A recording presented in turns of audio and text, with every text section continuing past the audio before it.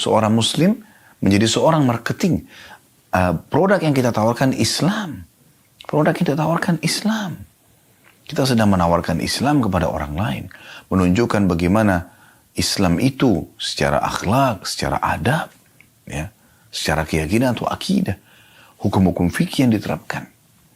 Kita tunjukkan kepada mereka sehingga mereka bisa mendapatkan hidayah. Itu target kita. Islam tidak pernah mengajarkan pengikutnya, oh ini kafir, benci dia. Enggak, dakwahi dia. Lalu apa kata Allah dalam Al-Quran? Ud'u ila sabil rabbika bil hikmah. Dakwalah kamu. Yang didakwai siapa? Orang yang masih bodoh kan? Orang yang masih salah kan? Orang yang melakukan pelanggaran kan? Allah mengatakan, berdakwalah hai Muhammad, ya, di jalan Tuhanmu. Bil hikmah, dengan bijaksana, dengan santun dan sopan. Ya. Wal mau'izatil hasanah, dan peringatan-peringatan yang baik. Sebelum Anda berikan ancaman orang kalau tinggalkan sholat akan dihukum begini dan begitu, Anda sampaikan dulu motivasi orang yang mengerjakan sholat. Dapat apa sih? Motivasi agar orang itu kalau jujur mendapatkan apa? Motivasi orang yang bersedekah dapat apa? Orang haji dan umrah dapat apa? Jangan langsung masuk ke ancaman. Targib dulu, tarik orang untuk bisa masuk mendengarkan dan menerima agama ini, baru kemudian Anda, ya, masuk dalam tarhib, ancaman kalau orang itu sudah tidak mau dengar. Sudah begitu perintah.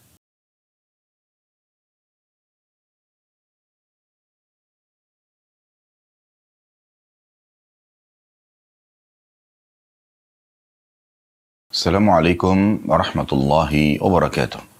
Alhamdulillah. Lisan kita selalu memuji Sang Pencipta Allah atas segala nikmat yang dilimpahkan kepada kita.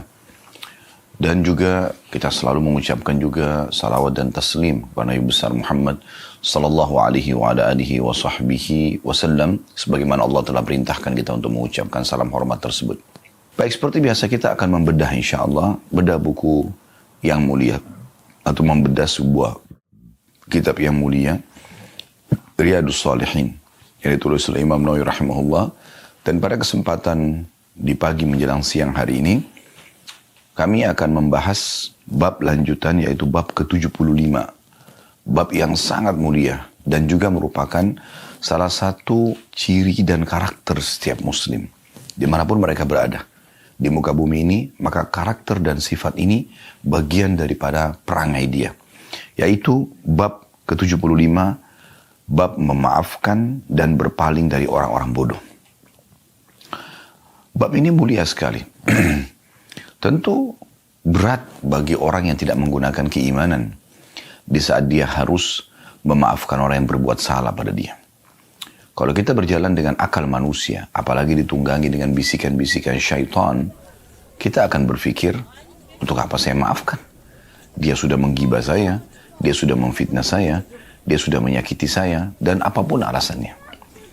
Namun Islam yang merupakan agama dari Sang Pencipta Allah Subhanahu wa Ta'ala, dan satu-satunya agama yang Allah ridhoi, sebagaimana Allah jelaskan dalam surah Al-Maidah surah nomor 5 ayat 3, potongan ayat 3 yang bunyinya, al-yawma akmaltu lakum dinakum, hari ini aku sempurnakan agama kalian, wa atmamtu alaikum ni'mati, dan aku sempurnakan juga nikmatku pada kalian, wa raditu lakumul islam madina, dan aku ridho Islam sebagai agama kalian. Ini menjelaskan kepada kita sebagaimana Allah perintahkan, justru di saat itu kita disuruh memaafkan. Subhanallah, hasil survei di masa kita sekarang dengan berkembangnya teknologi, ternyata orang yang bisa mengontrol emosinya, orang yang bisa mudah memaafkan dan lapang dada, justru itu yang banyak selamat dari penyakit-penyakit kronis yang banyak menimpa orang di masa kita sekarang. Justru itu yang menjauhkan seseorang dari penuaan dini. Ya. Dan juga hubungan dia dengan Tuhannya Allah Subhanahu wa Ta'ala baik karena Allah perintahkan untuk itu, dan hubungan dengan manusia pun jadi baik. Dan di sini dikatakan bab memaafkan dan berpaling dari orang-orang bodoh. Maksudnya orang-orang yang menggunjing kita, yang memfitnah kita, menyakiti kita, orang bodoh. Mereka itu orang-orang yang tidak faham. Kalau mereka faham, mereka tidak akan melakukannya. Mereka justru sangat bodoh karena mengikuti hawa nafsunya, yang nanti akhirnya Allah akan murka dengan dia sebagai pencipta, karena Allah larang orang untuk melakukan perbuatan-perbuatan tersebut. Menggunjing, memfitnah, menyakiti orang lain, dan segala macam jenis-jenisnya atau jenis-jenis yang serupa dengan itu dari pelanggaran, kayak memukul, mencaci, mencerca, dan seterusnya. Dan juga dia akan merusak hubungan dia dengan manusia. Orang yang dia gunjing, orang yang dia fitnah, orang yang dia sakiti, itu akan membenci dia. Dan orang-orang yang disakitin ini punya masa, punya keluarga, punya teman-teman yang bisa dia pengaruhi juga untuk membenci orang tersebut. Oleh karena itu, apa manfaatnya? Nabi SAW mengajarkan kepada kita banyak contoh dalam kehidupan beliau SAW. Beliau sangat jauh dari emosional, dendam, ya. Kemudian juga putus asa, ya, yang biasanya muncul justru karena permasalahan-permasalahan seperti ini. Jadi seperti orang karena disakitin maka dendam, balas dendam. Balaslah kebodohan dengan kebodohan. Nabi SAW tidak pernah lakukan itu. Wahsy saja yang sudah jelas membunuh pamannya di perang Uhud, masuk Islam, membebaskan kota Mekah, Nabi SAW menerimanya. Abdullah bin Abi Syarh, sepupunya Utsman bin Affan yang masuk Islam, kemudian dia menjadi penulis wahyu Nabi, lalu kemudian dia murtad dan dia mengiklankan kemurtadannya di Mekah, dan dia mengatakan semua yang saya tulis dari ayat-ayat Al-Quran yang Muhammad suruh itu saya palsukan. Lalu Nabi SAW mengatakan, sungguh dia telah berdusta. Dia tidak mengarang-arangnya karena wahyu menyampaikan itu benar. Dia hanya ingin mengacaukan saja. Namun pembebasan kota Mekah juga masuk Islam. Hindun yang sangat membenci Islam, pembebasan kota Mekah juga masuk Islam dan diterima oleh Nabi SAW. Ada orang Badui pernah datang, menarik dengan keras imamah dan baju Nabi SAW sambil berkata kasar, berikanlah harta Allah yang dipercayakan kepadamu untukku. Nabi SAW sambut dengan senyum. Jadi ternyata sifat seperti ini karakter seorang mukmin. Bukan menandakan dia lemah, tapi justru dia tidak menanggapi kebodohan orang-orang dengan kebodohan juga. Kalau seandainya ada orang yang menggunjing kita, lalu kita balas dengan gunjing, dia buruk, dia berdosa, dia dibenci, sama juga kita. Kalau dia memfitnah, lalu kita ikut juga memfitnah, maka sama saja posisi kita, tidak ada bedanya satu sama yang lain. Kalau dia menyakiti, kita juga menyakiti. Sama saja. Ya. Bahkan dalam sebuah hadis, ya, dikatakan, kalau seandainya seseorang itu terzalimi di dunia, kemudian dia tidak membalasnya, maka dia akan mengambil haknya sempurna pada hari kiamat nanti. Kalau dia sempat membalas, maka Allah akan melihat kadar balasan dia. Apakah kadar balasan dia itu sesuai dengan serangan yang datang kepada dia? Kalau misalnya balance, berimbang, maka selesai, impas. Yang menzalimi tidak akan dituntut, yang juga terzalimi tidak akan dituntut karena sudah membalas di dunia. Tapi sebaliknya, kalau seandainya orang yang disakiti ini di dunia membalas lebih besar daripada serangan yang sampai kepadanya, misal si B menggunjing si A, lalu si A membalas dengan membunuh si B. Kan membunuh lebih besar daripada menggunjing. Maka pada hari kiamat, dia justru yang akan dituntut oleh Allah karena hukuman yang dia berikan kepada orang yang menyakiti dia, itu lebih besar. Coba Anda bayangkan. Artinya tidak ada sesuatu yang sia-sia.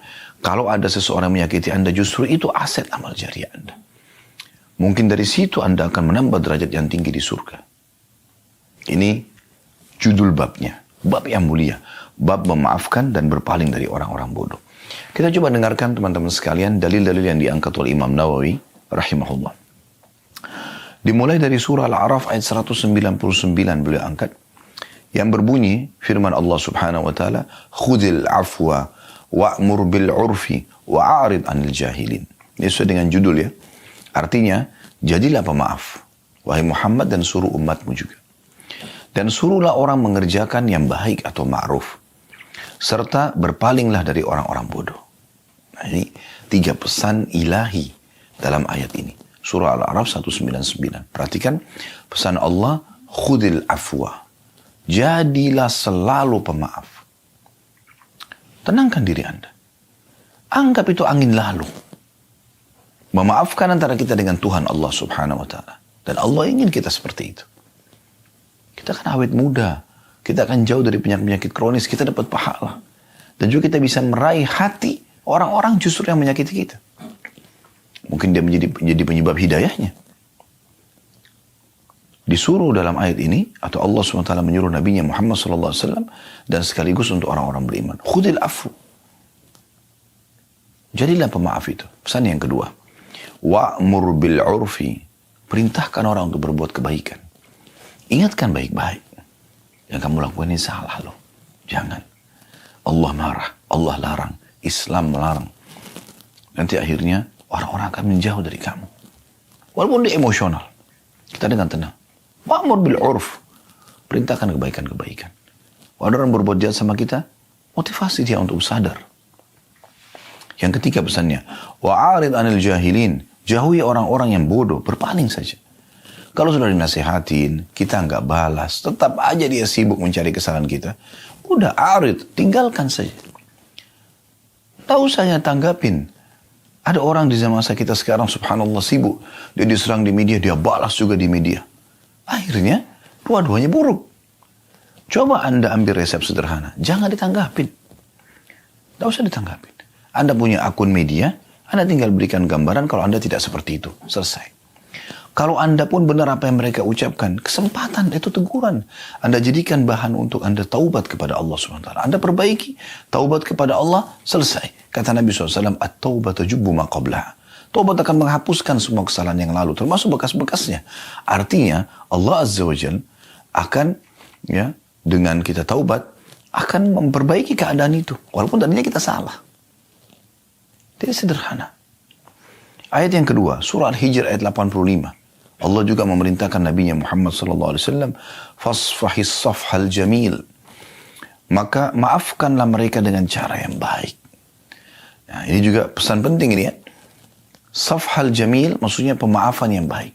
Bukan, udah saya maafin. Enggak. Alhamdulillah. Kalau kamu sudah menyadari kesalahan kamu, saya maafin. Tulus dari hati karena Allah. Ingat, muamalah seorang muslim sama Tuhannya. Di depan dia ini hanya sebab-sebab yang Allah datangkan. Ada tetangga yang menyakiti dia, ada teman yang menyakiti dia, pasangan hidup menyakiti dia. Allah mendatangkan mereka-mereka ini sebagai sebab. Seorang sahabat Nabi di Mekah, pada saat lagi disiksa oleh orang-orang Quraisy dan dia kesakitan.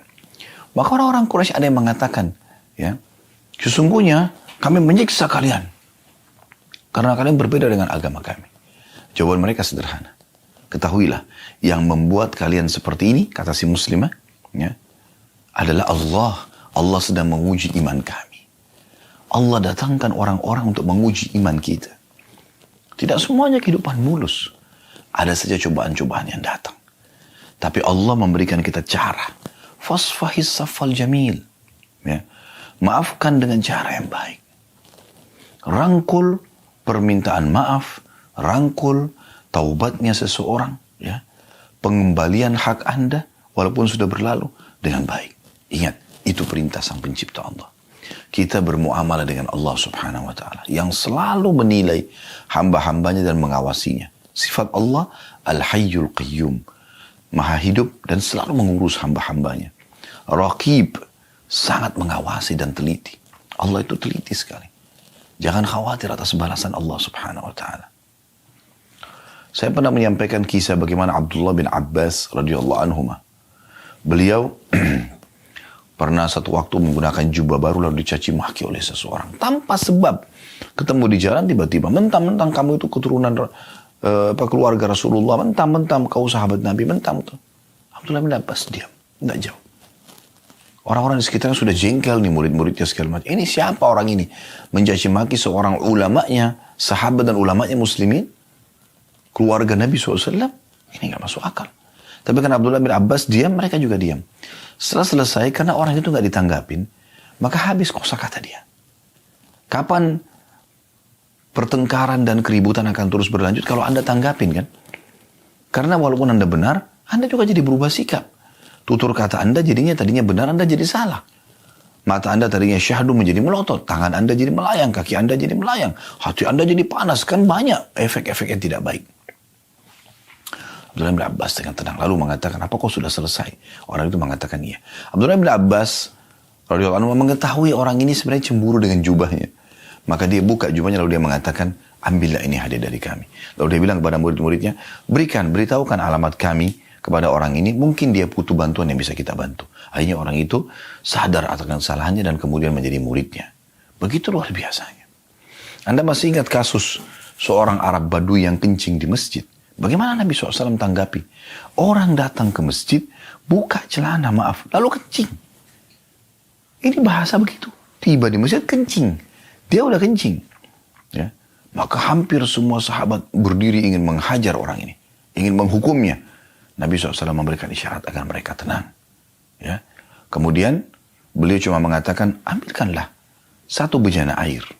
Kemudian tuangkan di tempat dia kencing. Artinya kan dia sudah kencing orang itu.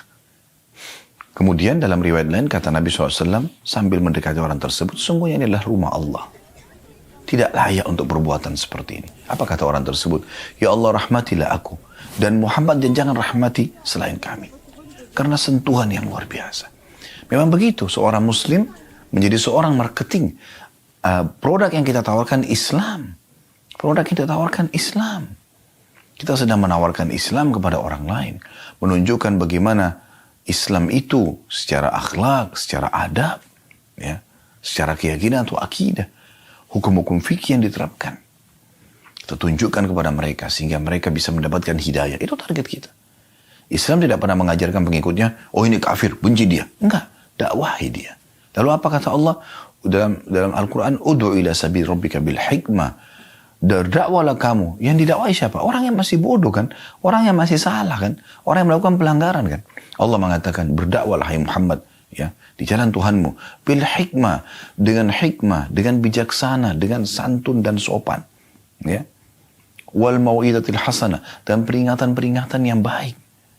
Sebelum Anda berikan ancaman orang kalau tinggalkan sholat akan dihukum begini dan begitu, Anda sampaikan dulu motivasi orang yang mengerjakan sholat. Dapat apa sih?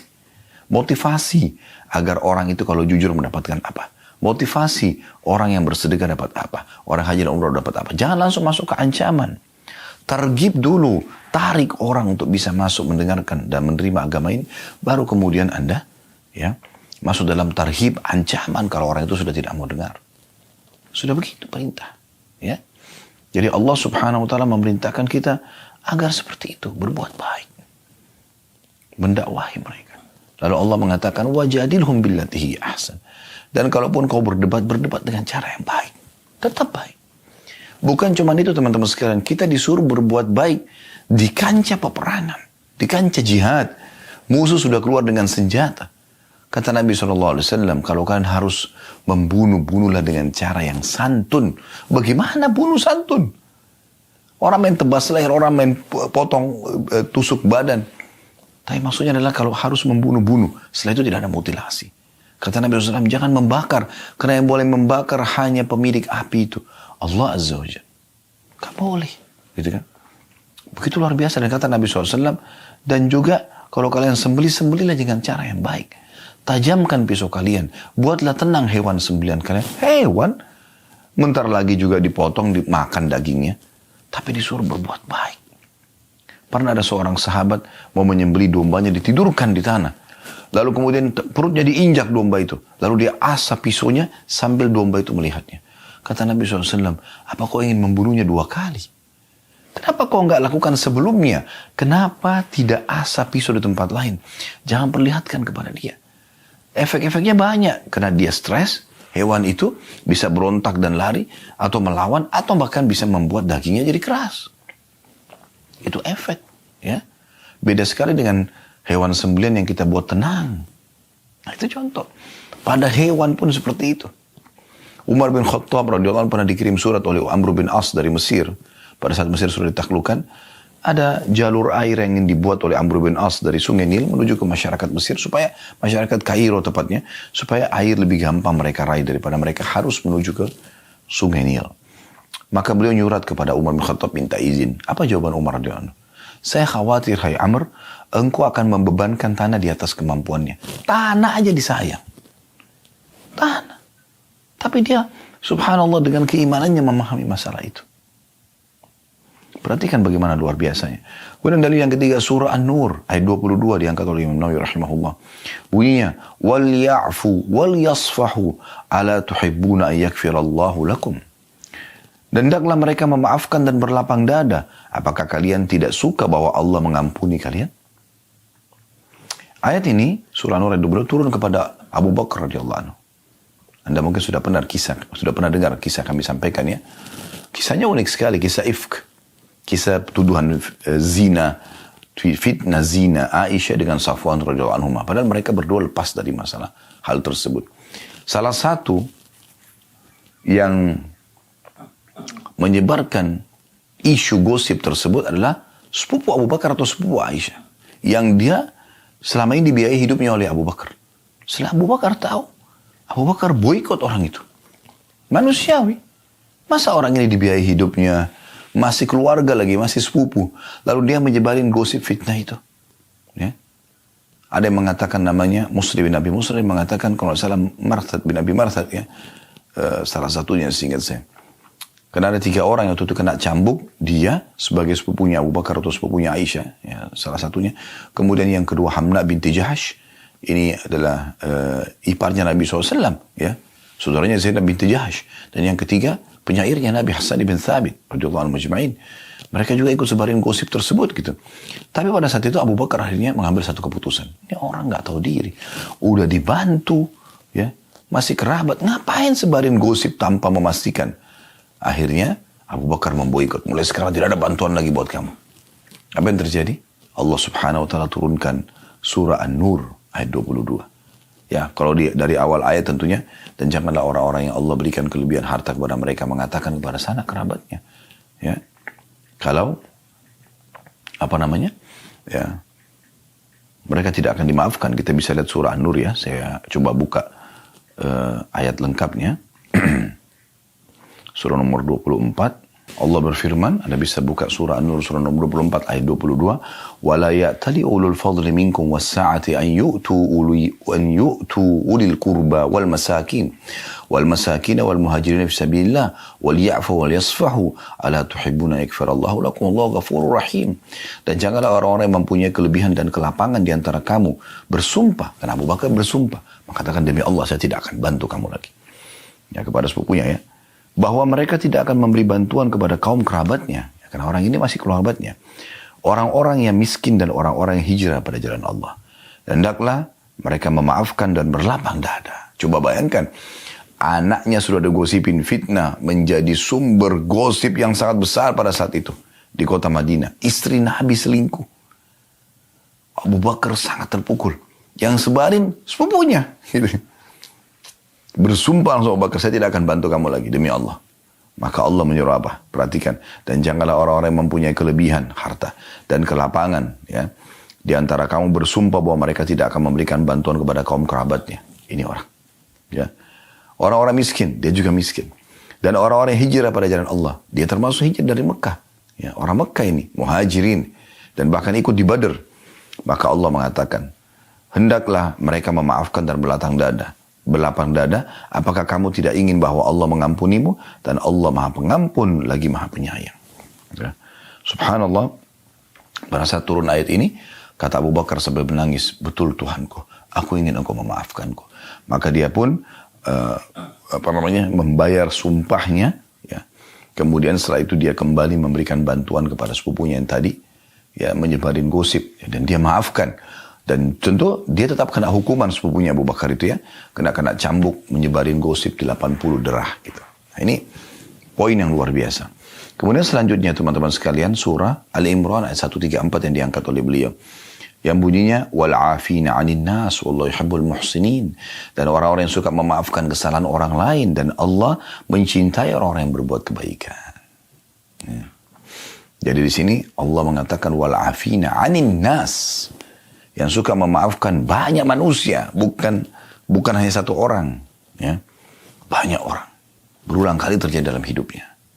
Mudah sekali memaafkan, sudahlah gitu lah. Tapi tetap ya, dia akan mendapatkan haknya di sisi Allah Subhanahu wa taala, ya.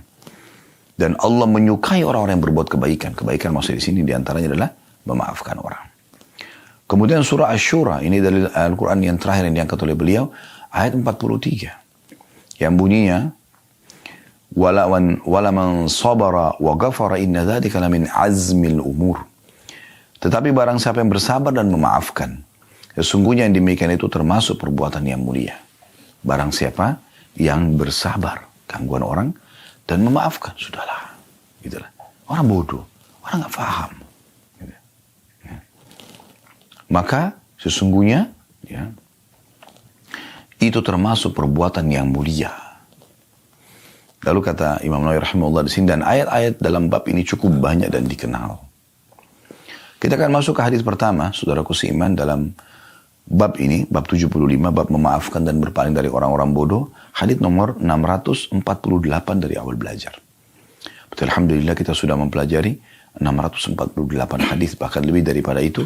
Karena terkadang dalam satu urut nomor seperti ini ada beberapa hadis atau beberapa riwayat. Hadis ini berbunyi dari Aisyah radhiyallahu anha. Beliau berkata kepada Nabi SAW, "Hal ata 'alaika yawmun kana ashadda min yawmi Uhud?" Qala laqad lakitu min qaumiki wa kana ashaddu ma lakitu minhum yawm al-'aqabah. إذ عرضت نفسي على ابن يليل ابن عبدي يليل ابن عبدي كلال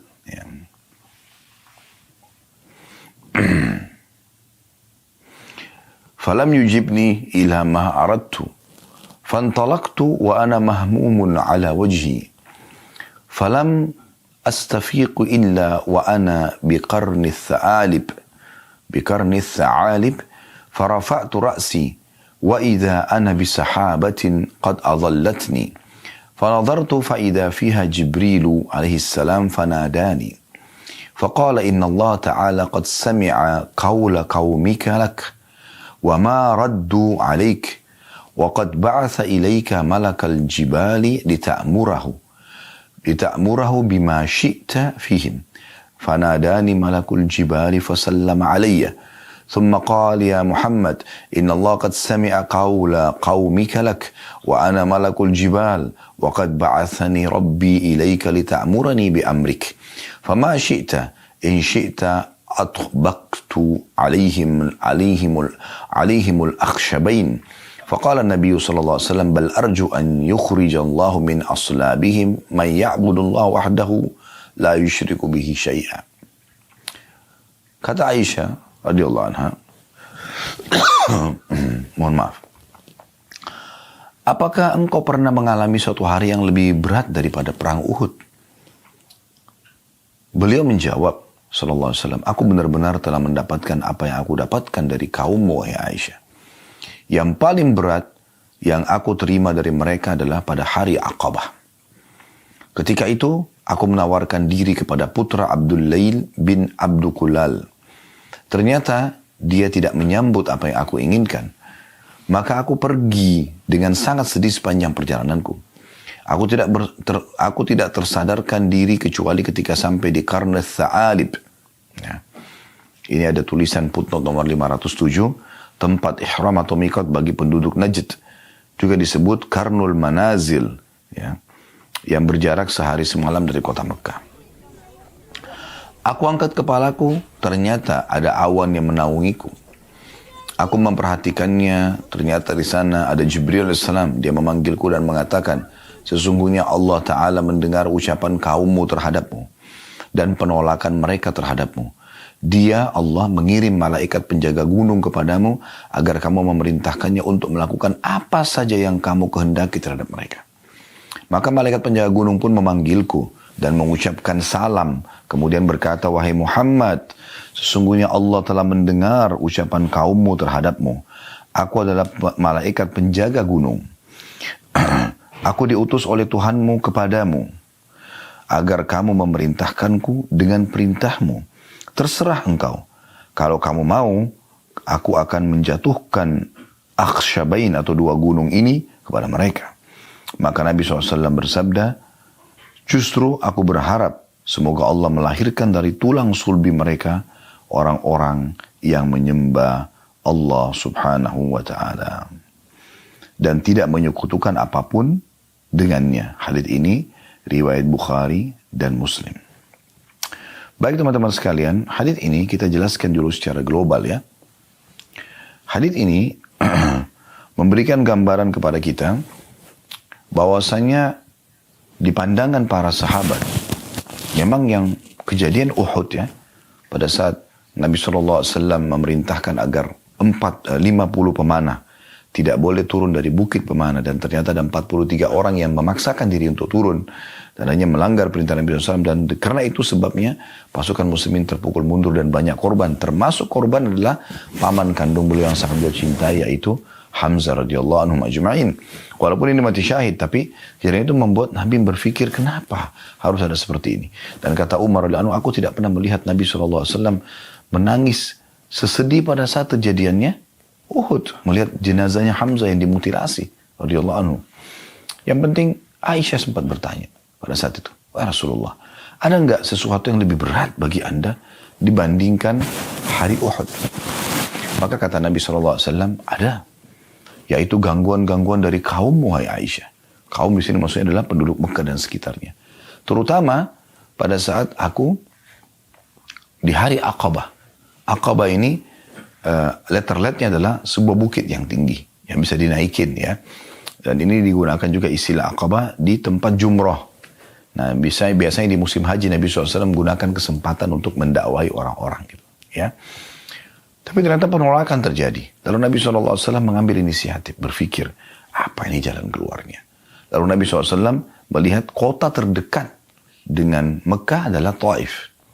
Maka beliau pun pergi ke sana dan bertemu dengan pimpinannya. Nah, tadi disebutkan ya nama orang tersebut ya, Ibnu Abdi, Yalail ibni Abdi Kulal ya.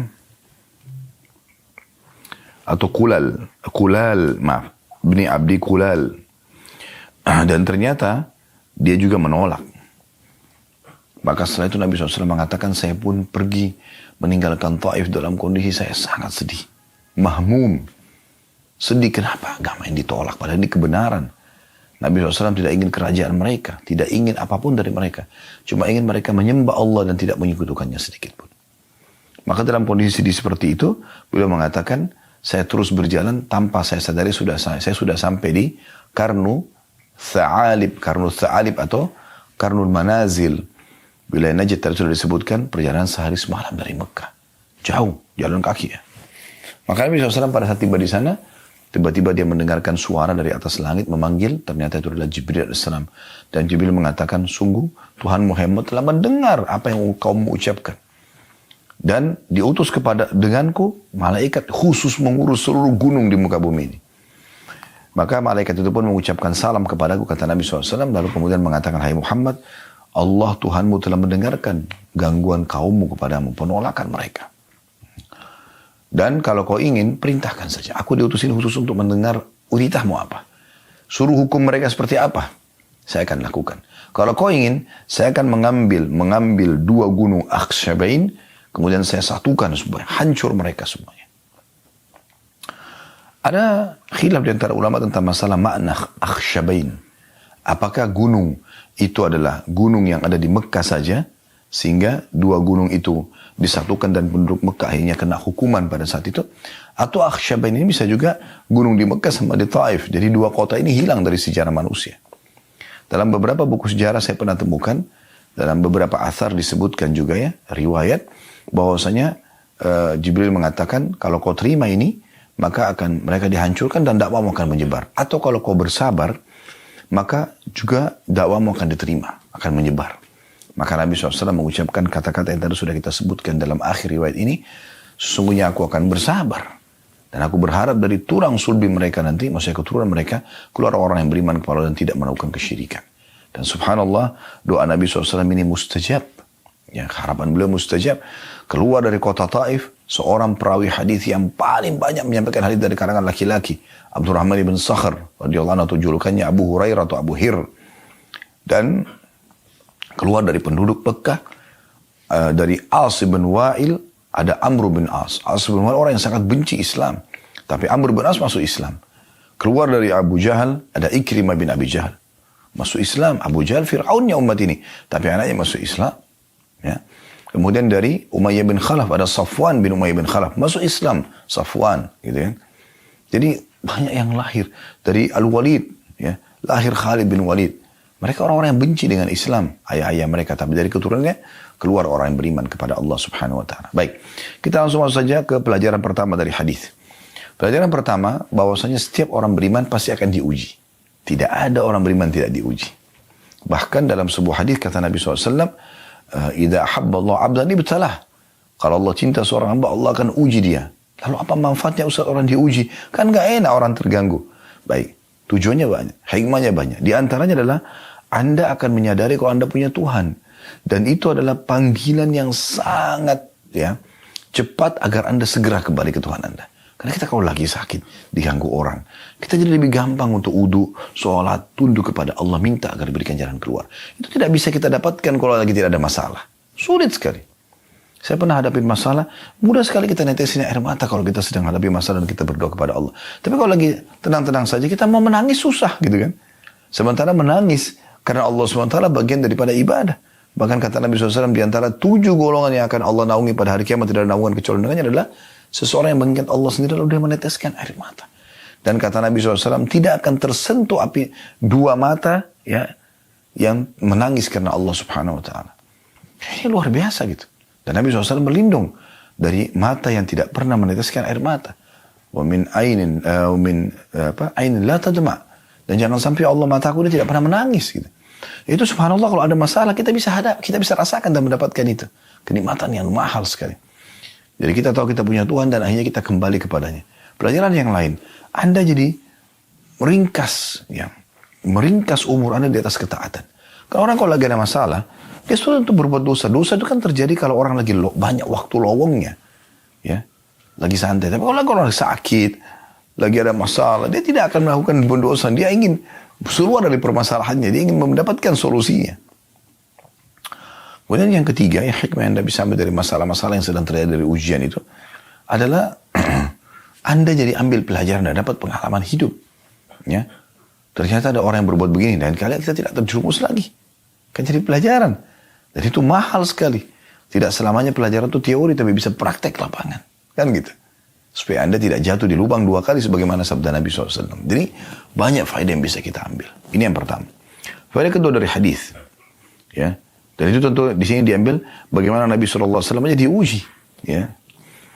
Faedah yang kedua dari hadis. Dakwah itu tidak selamanya diterima. Ada dakwah yang kita sampaikan diterima, ada dakwah tidak diterima. Itu umum. Tergantung hidayah dari Allah Subhanahu Wa Taala. Tapi tugas kita menyampaikan. Saya hanya bisa menyampaikan seperti ini kepada Bapak Ibu sekalian. Saya nggak bisa paksakan. Anda mau dengar, alhamdulillah. Anda mau ambil ilmunya, alhamdulillah. Itu manfaat buat Anda. Dan saya juga senang. Karena saya bisa mendapatkan pahala dari situ. Tapi kalau Anda tidak mau, saya nggak mungkin paksakan. Gitu kan? Tugas kita hanya menyampaikan. Semua nabi-nabi menyampaikan dan diceritakan dalam Al-Quran. Mereka hanya balagul mubin. Menyampaikan saja. Dengan kejelasan. Selebihnya orang terima, tidak ada masalah. Itu hak mereka. Ya. Jadi dakwah itu tugasnya hanya menyampaikan. Bukan penerimaan. Penyampaian. Kalau Anda berdakwah targetnya penerimaan. Kalau orang tidak terima, Anda jengkel. Tapi kalau Anda penyampaiannya, Anda tujuannya berdakwah untuk penyampaian, informasi, maka sudah cukup. Dan ini karunia dari Allah Subhanahu Wa Taala kepada kita. Sehingga kita nggak harus memaksa orang. Atau sampai orang itu dapat hidayah. Mohon maaf. Kemudian pelajaran yang ketiga yang bisa kita ambil tentunya ya dari masalah ini, bagaimana orang mukmin beriman kepada adanya malaikat. Adanya malaikat. Ya. Malaikat ini makhluk Allah SWT dan rukun iman kita yang kedua, mereka ada.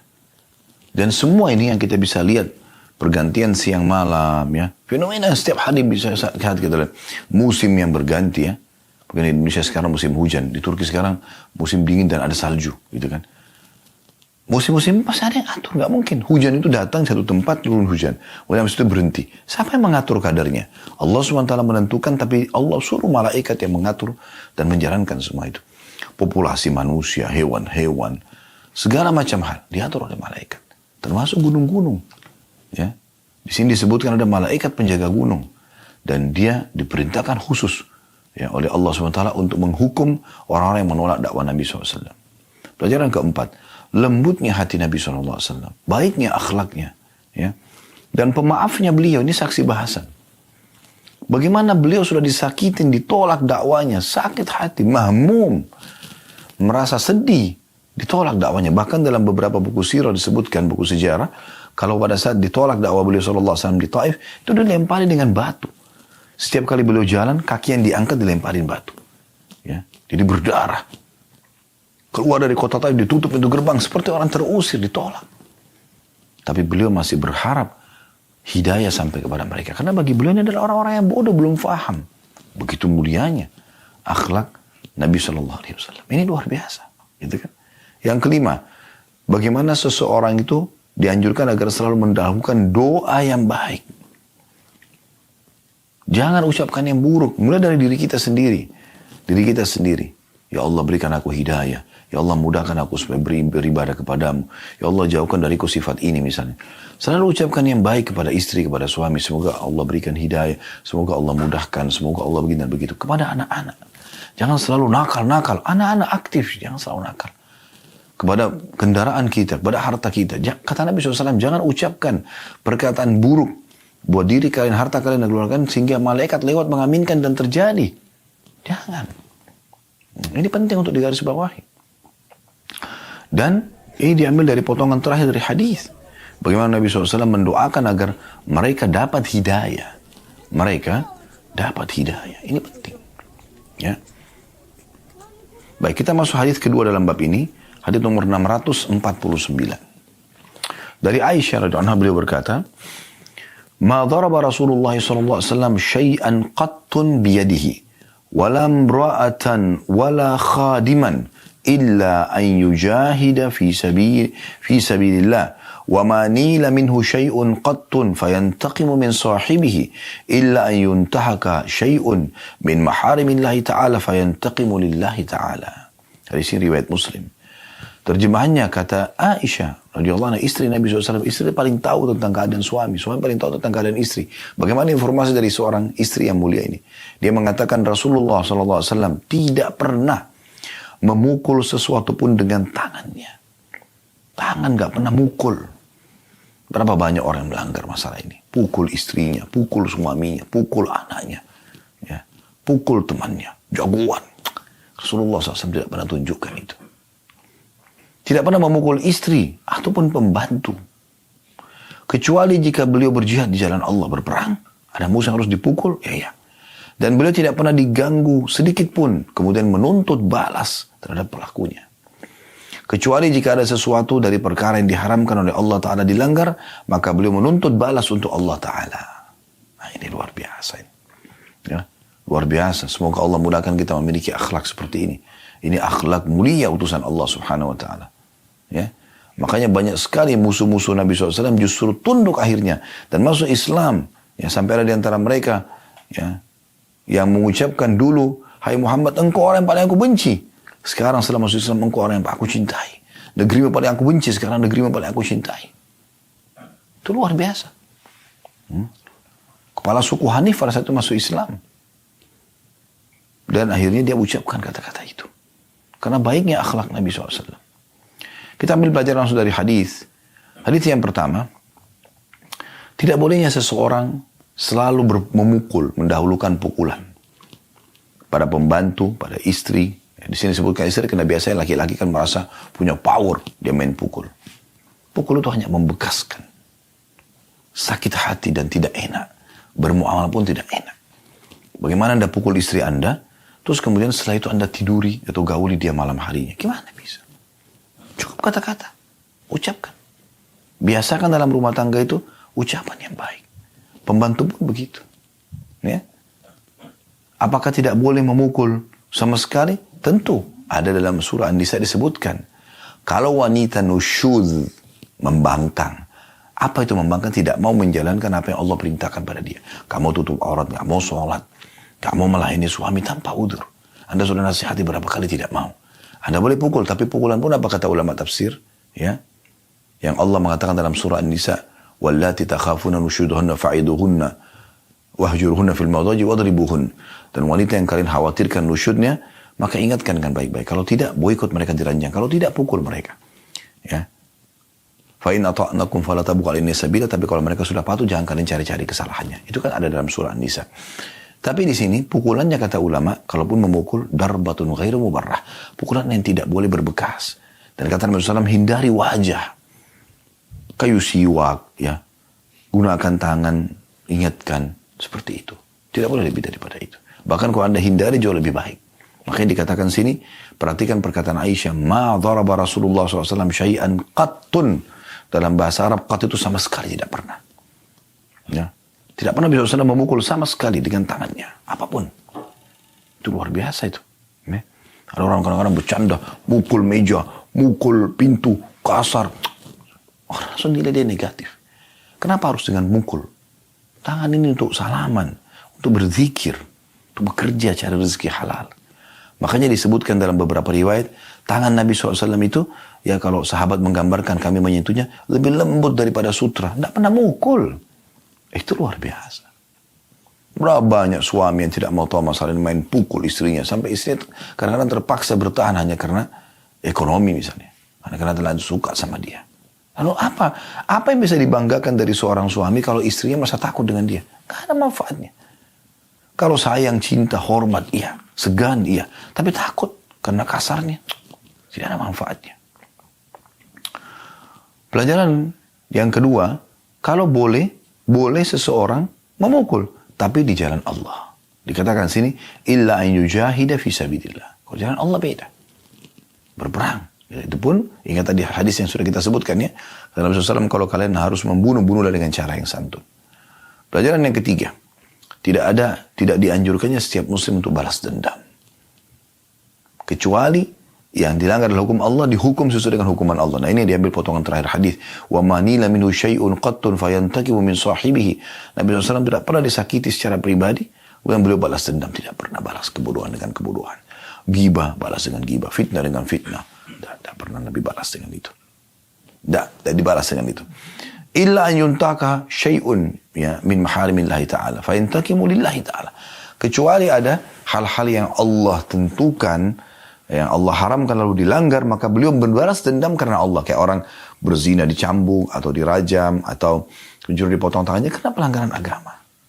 Kalau beliau pribadi tidak sama sekali. Ini pelajaran luar biasa. Hadis selanjutnya nomor 650. Hadis ketiga dalam bab ini dari Anas radhiyallahu anhu, beliau berkata, "Kuntu amshi ma'a Rasulillah sallallahu alaihi wasallam wa alaihi burdun najraniyun ghalidul hashiyah. Fa adrakahu a'rabiyyun fajabadahu biridaihi jabzatan shadidah. فنظرت إلى صفحة عاتق النبي صلى الله عليه وسلم وقد أثرت بها حاشية الرداء حاشية الرداء من شدة جبذته ثم قال يا محمد مر لي من مال الله الذي عندك فالتفت إليه فضحك ثم أمر له بعطاء." Hadis ini riwayat Bukhari Muslim. Kata Anas radhiyallahu anhu, saya pernah berjalan bersama Rasulullah SAW. Beliau mengenakan kain burda buatan Najran yang tebal pinggirnya. Tiba-tiba seorang badui menyusulnya, lalu dia menarik kain selempang beliau dengan keras sekali. Maka saya melihat leher dan pundak ya, maksud di sini. Saya melihat ke arah leher dan pundak Nabi, ternyata pinggiran kain itu meninggalkan bekas padanya karena ditarik dengan keras. Kemudian orang itu berkata dengan kasar, "Wahai Muhammad, berilah aku dari harta Allah yang ada padamu." Maka beliau menoleh kepadanya sambil tersenyum. Kemudian beliau memerintahkan untuk memberinya. Luar biasa akhlak Nabi SAW. Ya. Andai saja setiap muslim mempraktikkan ini, luar biasa. Tidak balas kebodohan orang dengan kebodohan. Gitu ya. Nabi SAW tahu orang ini bodoh. Tidak paham. Kadang-kadang mungkin kita terbiasa dengan satu kondisi, tutur pola lah ya, pola tidur, pola makan, pola berbicara. Orang lain juga terbiasa dengan pola tentu. Mungkin dia tidak seperti kita levelnya. Kalau Anda merasa orang itu kasar misalnya, jahat atau apa saja, dia tidak paham. Kalau dia paham seperti Anda, tidak mungkin kan dia kerjakan. Nah ini poin penting untuk difahami gitu. Kita langsung saja ambil pelajaran. Bagaimana yang pertama, sabarnya Nabi SAW. Dan bijaksananya beliau menghadapi orang-orang yang kasar seperti ini. Lagi jalan, tiba-tiba jubahnya beliau ditarik sampai berbekas, sayangkan sakitnya. Ya. Jadi sabar sekali Nabi SAW. Ya. Tambah lagi orang ini kasar. Hai Muhammad, bukan Rasulullah. Ya. Ya Muhammad, murli min malillahi alladhi indak. Berikan aku dari harta Allah yang ada padamu.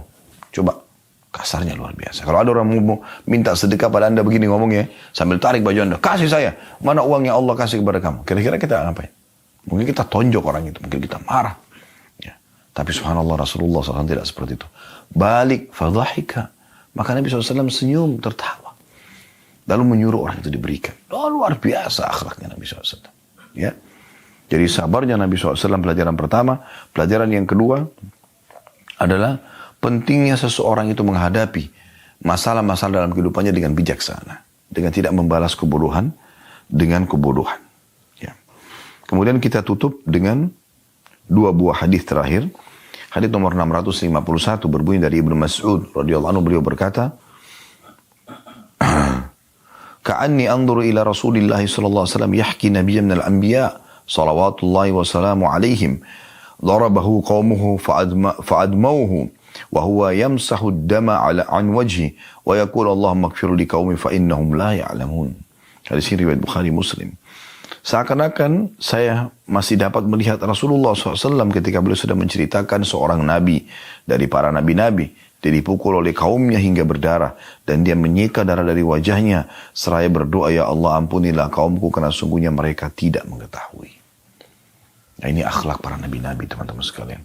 Bagaimana mereka subhanallah ya selalu saja mendahulukan agar hidayah dapat atau sampai kepada orang.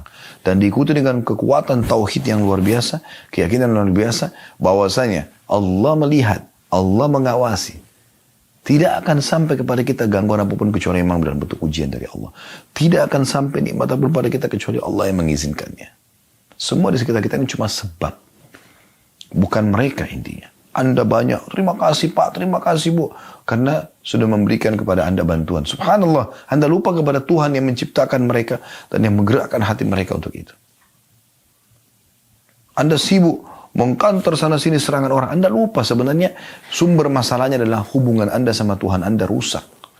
Kenapa Anda tidak introspeksi diri, muhasabah? Sehingga Anda wudu, salat taubat, mohon kepada Allah, kalau ini dosa ya Allah, hilangkan. Itu.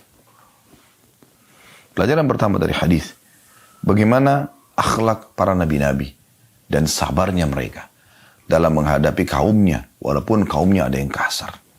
Padahal semua nabi-nabi itu diberikan kekuatan 10 orang laki-laki.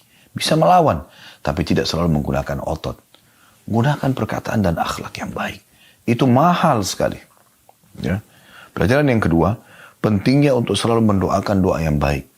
Di sini lagi berdarah, dihapus darah itu sambil Nabi itu mengatakan, kata Nabi SAW, ceritakan tentang Nabi seorang, tapi tidak sebutkan sih nabinya siapa ya. Allahumma ghfir li qaumi fa innahum la ya'lamun. Ya Allah maafkan kaum, karena mereka tidak faham. Kalau mereka faham seperti kita, mereka tidak akan lakukan itu. Hadis terakhir dalam bab 75 ini adalah hadis nomor 652. Dari Abu Hurairah radhiyallahu anhu bahwa Rasulullah SAW bersabda, laisa syadidu bis-sur'ah. Laisa syadidu bis-sur'ah. Innama syadidu alladhi yamliku nafsahu 'indal ghadab. Hadis ini riwayat Bukhari Muslim.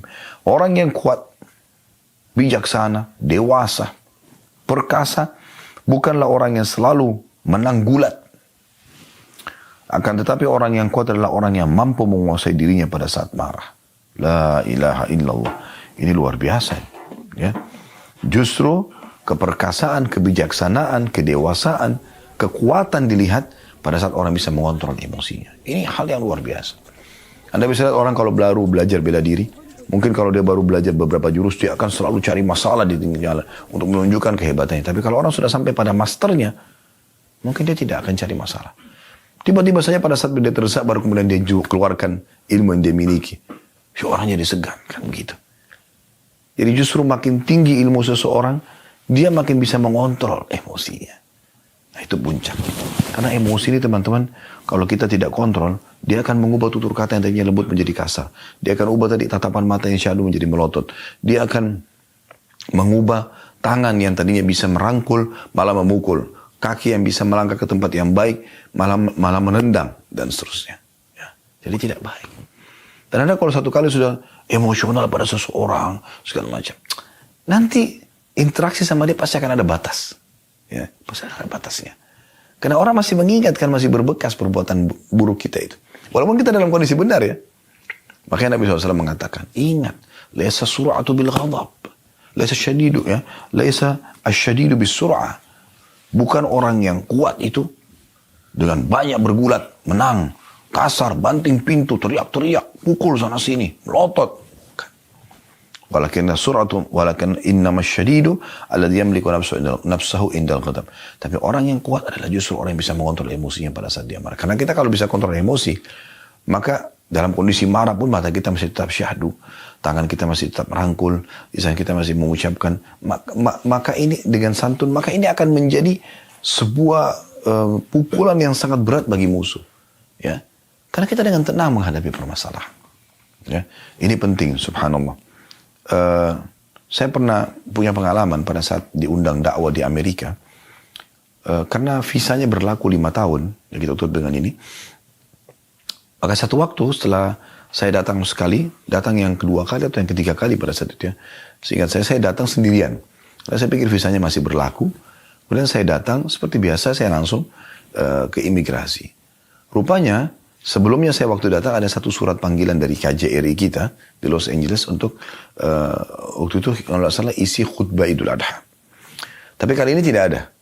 Cuman teman-teman panitia mengatakan, Ustaz, kami mau saya datang lagi. Baik, kami sepakat lalu saya datang. Ternyata ini membuat masalah ini, karena mereka menanyakan, kenapa datang? Kalau saya sebagai seorang turis kan harusnya ada travel yang menemani, nggak seperti ini. Ditanyalah segala macam hal. Kamu kerja apa? Kenapa datang di sini? Apa saja aktivitasnya? Siapa yang kamu kenal di sini? Segala macam. Sampai saya dikerumuni 5 orang pada saat itu. Ada kepala polisinya pun datang gitu. Dan dikawal seperti sedang melakukan perbuatan salah. Cuma karena saya merasa tidak bersalah, saya santai aja gitu.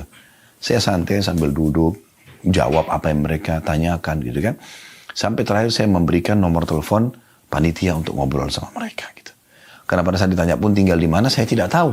Karena panitia juga pada saat itu tidak menyampaikan tinggal di hotel atau tinggal di rumah panitianya. Walaupun nanti setelah itu akan dikasih penginapan. Tapi setelah kami pindah-pindah beberapa kota, tadinya kami tinggal di rumah jamaah gitu kan. Subhanallah. Setelah banyak pertanyaan yang terserang kepada kami, kenapa kamu datang gini-gini, sampai ada kepala polisi mengatakan, saya punya teman-teman di Afghanistan mirip sama kamu ini. Saya berjenggot gitu kan. Kemudian muslim lagi gitu kan. Mereka curiga.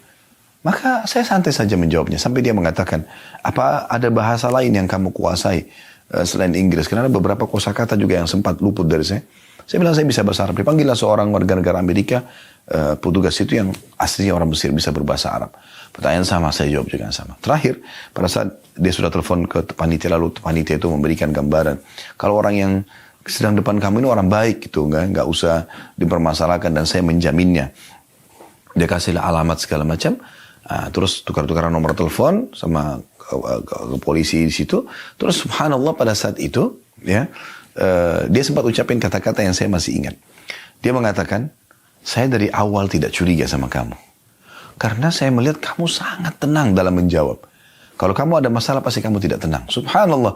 Saya padahal sebenarnya tenang karena saya melihat itu salah satu karakter seorang muslim dan memang kita tidak sedang bersalah. Kenapa harus merasa bersalah gitu? Kita datang baik-baik, kita beli tiket, kita punya visa, ya, dan seterusnya. Maka ini contoh saja teman-teman sekalian. Allahu a'lam. Baik teman-teman sekalian, semoga apa yang kita pelajari bermanfaat buat kita semua dan juga semoga hari-hari Anda selalu penuh dengan ketaatan, keimanan, amal saleh dan jauh dari pelanggaran-pelanggaran agama dan semoga Allah SWT menyatukan kita semua di surga firdausnya tanpa hisab. Allahumma amin.